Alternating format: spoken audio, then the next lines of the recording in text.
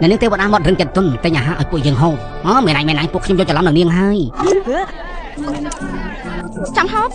ទិញខ្លួនឯងទៅអត់តែថាពួកលោកនៅជីវិតពលិខ្ញុំ6ឆ្នាំទៀតអីអាមិនក៏6ឆ្នាំខ្ញុំថាចាប់គេច្រើនហើយនិយាយហើយបើខ្ញុំយកបានលេខ1រឿងប្រលឹងនឹងត្រូវលុបចោលនាងកុំចិត្តតែឡើងថ្លៃពេកចង់បានលេខ1ចង់ល្អមើលជាមួយខ្លួនឯងឲ្យបានល្អសិនទៅគ្រប់គ្នាដែលមកទីនេះសុទ្ធតែមិនមែនជាមនុស្សធម្មតាទេ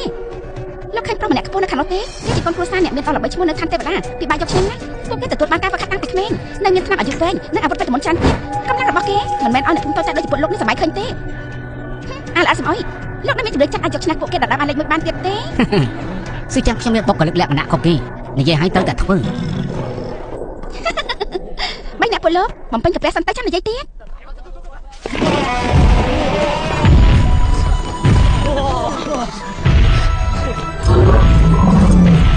យកនំទៅជើចុងអ៊ីអ្នកប្រុសទី2របស់គ្រួសារជើអ្នកប្រុសចុងអ៊ីខ្ញុំជាមនុស្សចិត្តល្អដឹងថាគ្រប់គ្នានៅតាមផ្លូវហត់នឿយប្រកាសជាឃ្លានដូច្នេះទើបបែងចែកនំទាំងនេះអ្នកប្រុសចុងបានប្រាប់ថាឲ្យតែគ្រប់គ្នានិយាយជូនគ្រប់គ្រួសារជើមួយម៉ាត់នឹងទទួលបាននំអង្ករមួយភ្លាមឲ្យលឿនមានរបស់ហូបហើយមួយជីវិតខ្ញុំមិនបានហូបនំអង្ករនោះទេអ្នកយាមយកនំអង្ករមកហុយអត់ឯងបជាតិស្អីហ៎ចុងសានចុងមីញ៉ាថ្ងៃនេះមើលតែប្អូនលីងត្រូវកំណត់ថាឈ្នះហើយមានឯណាជើអ៊ីថ្ងៃនេះបន្ទាប់ពីចុងអ៊ីឈ្នះហើយបងនៅប្រគល់ពៀនជាចំណិតទៅឲ្យប៉ាក់អ៊ីលីងមិនដឹងជាជើអ៊ីគិតយ៉ាងម៉េចដែរអ៊ីរង្វាន់លេខ1ថ្ងៃនេះគឺជាស្បែកជើងជីហ្វុនរបស់ប៉ាក់អ៊ីលីងយើងអ្នកប្រុសចៅគិតគូពីប៉ាក់អ៊ីលីងចាំងនេះអាកប្បកិរិយាឯងបែបនេះមិនគួរសមពេកហើយមេប៉ាក់លោកនិយាយធ្ងន់ហើយជើអ៊ីមានចរិតស្ងប់ស្ងាត់តែបែបនេះមិនអីទេលាក់ពុតគ្រប់គ្នាដែលមកពីឆ្ងាយដើម្បីប្រឡងគឺច្បាស់ជាហត់ហើយគ្រួសារចៅខ្ញុំចិត្តទូលាយអ្វីដែលគ្រប់គ្នាត្រូវធ្វើគឺជូនពុកគ្រួសារចៅខ្ញុំមួយម៉ាត់និងទទួលបាននំអង្ករមួយត្រូវចាំហាមនិយាយជន់ពីនិយាយជូនពូអ្នកប្រុសចៅចុងអ៊ីក៏បានដែរជូនពុកគ្រួសារចៅសំណាងល្អជូនពូអ្នកប្រុសចៅឈ្នះ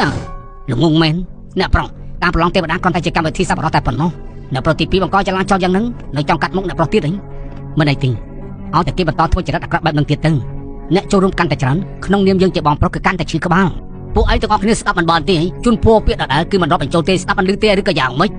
ថាម៉េចមនុស្សលាក់ពុតខ្ញុំមិនបាននិយាយពាក្យជន់ពាក្យទេហេតុអីក៏អត់បាននំអេមើលចុះមិននៅខាងមុខនោះក្រែងជាចុងសានណាតើហើយសួរថាហេតុអីមិនបានហីក្នុងពិភពចៅចុងអ៊ីខ្ញុំគ្មានមនុស្សនិយាយល្ងើបែបនឹងនោះទេថាម៉េចស្ដាប់មិនយល់ទេបើនិយាយឲ្យស្រួលស្ដាប់ទៅអ្នកប្រុសនេះគឺមិនចូលចិត្តសម្ដីលោកមិនរាប់ទេ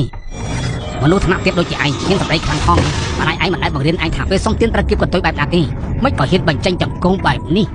ឃើញឯងបែបនេះម្ដាយឯងច្បាស់ជាគ្មានការអប់រំទេមែនទេកុំប្រមាថម៉ៃយើងឥឡូវពិតជាចង់វៃចៅចុកអ៊ីមើលអីគេមិនមែនចិត្តស្លាប់ទេដឹងគួរឲ្យស្អប់ហើយចង់និយាយពីណាគួរឲ្យស្អប់ទាំងអស់ពិតជាចង់ស៊ីនំអង្ករមើលនេះ